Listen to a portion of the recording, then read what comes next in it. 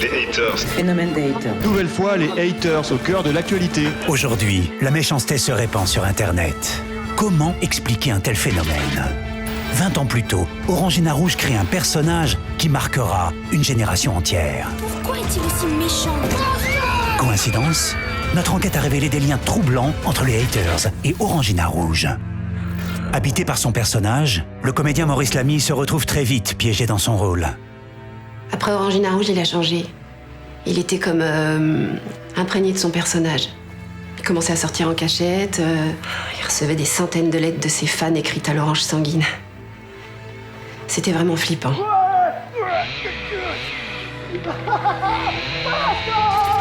Le cas de Maurice Lamy aurait pu s'arrêter là. Un acteur qui reste coincé dans son personnage, après tout, c'est quelque chose que l'on a déjà vu.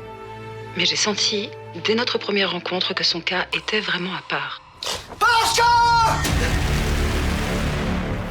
Prenant son rôle de sauveur de la méchanceté très à cœur, Maurice Lamy décide d'en faire l'œuvre de sa vie. Ils se servaient de la télé pour nous recruter. On se regroupait dans des endroits tenus secrets et on mettait en place notre plan d'action. On était inarrêtables, c'était la folie. Tout ça, c'était avant Internet. Maurice a toujours été un garçon formidable. Et puis il y a eu cette pub. À partir de là, il y a eu un véritable basculement. Il m'a dit, maman, tu verras, je vais faire de grandes choses. Je vais changer la face du monde. Un jour, tu comprendras. Et pourquoi est-on aussi méchant ? Plus de 20 ans plus tard, tout relie Maurice et l'ordre du parce que aux haters d'aujourd'hui.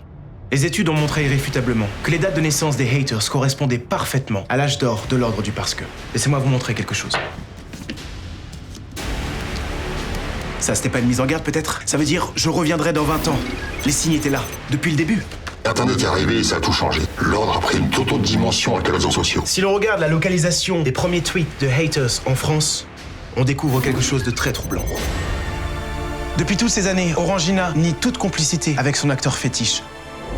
Orangina n'avait aucune connaissance des agissements du comédien. C'est une affaire épineuse et c'est pour cela que mon client aimerait que le cas de Maurice Lamy fasse jurisprudence. À l'époque, la pub a vraiment cartonné. Nous, on n'a pas compris pourquoi Orangina a décidé d'arrêter la saga du jour au lendemain.